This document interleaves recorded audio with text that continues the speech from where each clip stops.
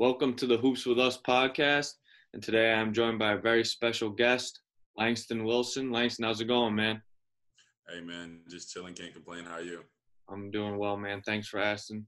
So, man, the first question that I have for you is for everyone out there that doesn't know too much about you, just tell us a little bit about yourself. My name is Langston Wilson. I'm from Upper Darby, Pennsylvania, right outside of Philadelphia. Uh, um, I'm currently a freshman at Georgia Highlands College. It's a junior college in Georgia. Currently just finished up my freshman year. Had a pretty good freshman year, averaging around just above 10 points and 7 rebounds a game. Kind of just an unknown guy, an under the radar guy, but as a recent, kind of just things started picking up my recruitment wise. For sure, man, for sure. So, like you just told us, man, you attend Georgia Highlands College, and you guys just came off having a great year. I think you guys went 24-8 this past season. Yeah. Tell us why you decided to take the JUCO route coming out of high school, and what do you think the best benefits are from going JUCO? So coming out of high school, I didn't have the core courses required to go Division I straight out. So I had to go JUCO. Honestly, at first thought, I was thinking, about going to D2, just doing the D2 thing because I really wasn't pressed over a level. You know what I mean? But I remember I had played as an unsigned senior, and then Coach JJ had called me after. I was just sitting there kind of trying to figure out what I would do, where I would go. And then Coach JJ called me and said he'd offer me a full scholarship. Ended up coming up on a visit, and I just really just appreciated how honest he was, how honest everyone was with everything, and went from there and just ended up committing. Benefits of it definitely is made me a lot tougher. It's made me a lot better of a leader. And it makes you see things for what they are. You know what I'm saying? Being JUCO, is you're not pampered down here, as some would say. Like when you're at a Division I, down here you gotta. It's a grind, and if you don't want to work yourself, no one's gonna force you to work. You gotta really just work, really just put in a lot of work. The advantages of it definitely is it makes you tougher, and I feel as though it makes you more appealing to college coaches because as opposed of getting a high school kid, whereas in most case scenarios, most high school kids take 2 to 3 years to develop and really don't start producing majorly until their sophomore and junior years. You have a guy who's played college basketball against Division I talent in JUCO, high Division I talent at that, not just run-of-the-mill kids. And someone that'll come in as a junior has already having experience under their belt and being able to play and come in and contribute immediately. Yeah, absolutely, man. I was just talking to I did a podcast a couple days ago with a JUCO Division I JUCO coach, and it's like you guys are kind of getting your feet wet, and you're Yeah. getting the experience. You already said because you're going to play your sophomore year, and then when you transfer after your sophomore year, you're going to have the college experience. Where guys that are coming in as freshmen to 4-year schools, they might not be getting a lot of playing time, and you Yeah, coming off playing high top talent, Division I talent at the JUCO level, you already got your feet wet and you're ready to go for your last 2 seasons. definitely. All right, man. So, like I just said before, man, you guys just went 24-8 this past season at Georgia Highlands. Tell us what made you guys click so well. You think I was watching some film on you guys. You guys played really fast, a lot of lobs, a lot of flashy plays, but it was efficient, as you can see in the record, going 24-8. I feel like it all starts with the coach.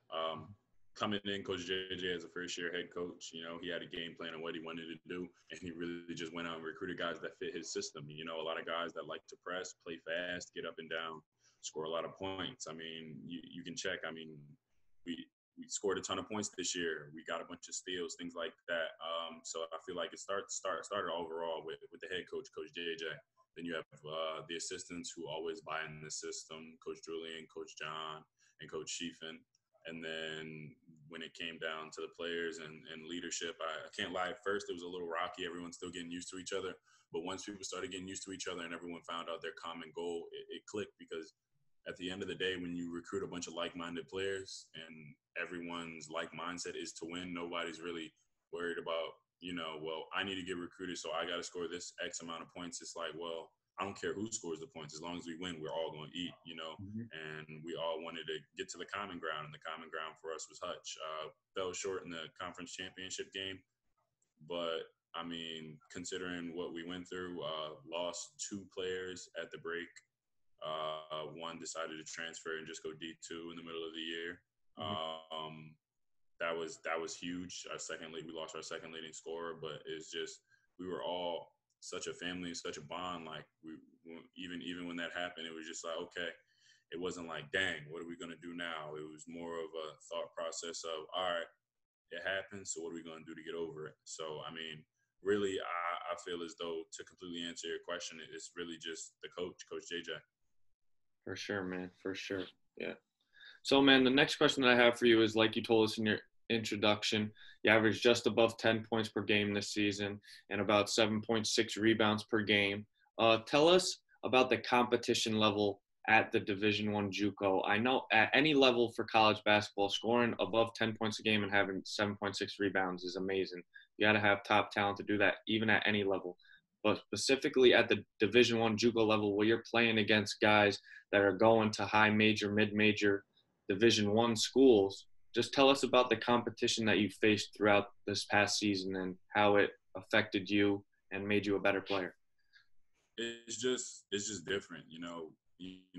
Coming in, there's a stipulation on JUCO, you know, with the JUCO kids, this JUCO kids that. I mean, everyone's heard it. I don't really got to go into detail about it. Mm-hmm. So coming in, at first you think you're just gonna, you know, it's gonna be easy. I remember our first game of the season, we played USC Sakahatchee.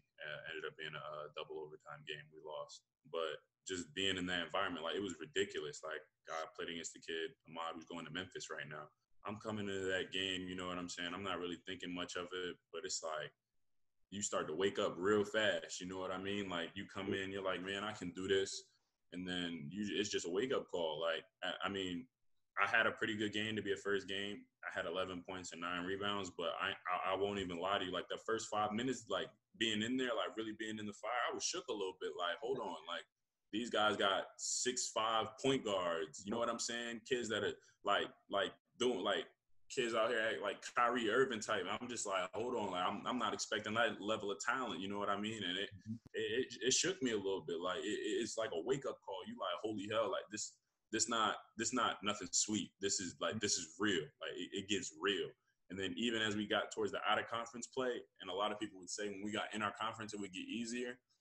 That's not true, because within our conference, you know, we're the ones with the targets on our back. We're the school that sends a bunch of kids D1. You know what I mean? Mm-hmm. So everyone, you're going to get everyone's best game. You got players that will be committed to an NAIA school that are liable to give you 40 points on any given night. Why? Because they want it and they're hungry. They're circling that game every time they say, okay, we play Georgia Highland January 11th. They're working out from September 1st until January 10th, getting ready for that Georgia Highlands game. Like, you could play a team that will be 0-5 coming into conference play. But if you walk in there like, man, they 0-5, I don't care about it, you're gonna lose. Like, you're gonna lose. Like, there's been games that on paper, on the stat sheet, we should have won by like 40, but we won by like 12. Why? Because they're dogs. Like, they're really coming in, they attacking you. Like, they're coming for everything. Like, they just as hungry as you are. Everyone in JUCO got a chip on their shoulder, especially if you someone who's undersized or someone that's just not being recruited, not being looked at like that. The chip on your shoulder is like more like a mountain on your shoulder. And what better way than to prove your worth than to, okay, Georgia Highlands, oh, they got all the Division I players. Let me put up 30 points and 10 rebounds on Georgia Highlands. Mm-hmm. You know what I'm saying? So it's just different, you know. It's just crazy. Like, just, and then even going back to the out of conference schedule, playing schools like Tallahassee, Eastern Florida. I mean, Eastern Florida got what, two or three kids going high major. You got one kid going to Florida, two kids going to UGA. Playing Tallahassee. Tallahassee has like 9 players going Division I this year. Probably has the number 1 player in JUCO on their team for 2021 on their team this year. It's right? Just, yeah. Mm-hmm. So it's ridiculous, man. It's like there's no day off. Playing Gulf Coast, who is at 1.6 in the country, Daytona State, who is 15th in the country. Like, you play those teams, and then you really don't realize who you're playing until around times like this, when it's after the season, and you see the type of schools these kids are getting ready to gear up and go to when they're cutting their lists, and their lists are all high major schools, and you really start to click like, damn, like I played against him like that. Like he's going to go to a high major conference and has a legitimate shot better than a lot of people of going to the league. Yeah. You know what I mean? So just stuff like that, really. For sure, man. Yeah, definitely. I couldn't agree more with what you said, man. A lot of JUCO kids, they got to have that chip on their shoulder. You know what I mean? Yeah, definitely. Yeah. All right, man. So next question that I have for you is your recruitment has picked up in the recent months for sure. I've seen you picking up a lot more offers. So can you just give us a breakdown of all the offers that you have right now, what you like about each of these schools that have offered you, and the relationships that you have built with the coaches recruiting you? Okay, so right now I have 7 offers. So Alcorn State, which was my first offer. Coach Davis, I got that offer at the Jamborees, at the Tallahassee Jamboree to be exact. Coach Davis is just a really cool dude. You know, Alcorn State isn't the biggest school, but Coach Davis is a coach that really keeps it real. He'll tell you like it is, and I mean, what player can't appreciate that? Secondly, you got Grambling State. Coach Jones reached out to me probably around the same time. They ended up offering me around like January. Coach Jones is a cool dude, you know, really down to earth, you know, just kind of a coach you can just call and talk to whenever about anything. Third was St. Louis. Coach Bailey from St. Louis is like he's like a guy like when you talk to him, he's really like I don't know how to say it, like he's kind of like a mentor almost. Like regardless of whether or not you're gonna go to his school or not, when he's recruiting you, he's gonna tell you things. He's gonna try to help you out. You know what I'm saying? You can kind of go to him with anything, kind of the same as Coach Davis. You know what I'm saying? But just at different schools. Iona College. I mean, Iona College. You know, it's big because Rick Pitino is the head coach. I mean, just always got utmost respect for him for a guy who's won national championships who's been to Final Fours. You know, Coach Pitino, he's a really down-to-earth guy, and he knows what he wants in players. And just being recruited by him, just in awe, is just really a blessing. Cal State Bakersfield, that was Coach Mike. Actually, Coach Mike is from Philly, so he's from the area where I'm from. I knew Coach Mike back when I was still in high school. Just a real cool dude, down-to-earth guy, you know, city guy, so you can relate with him on a lot of things, you know.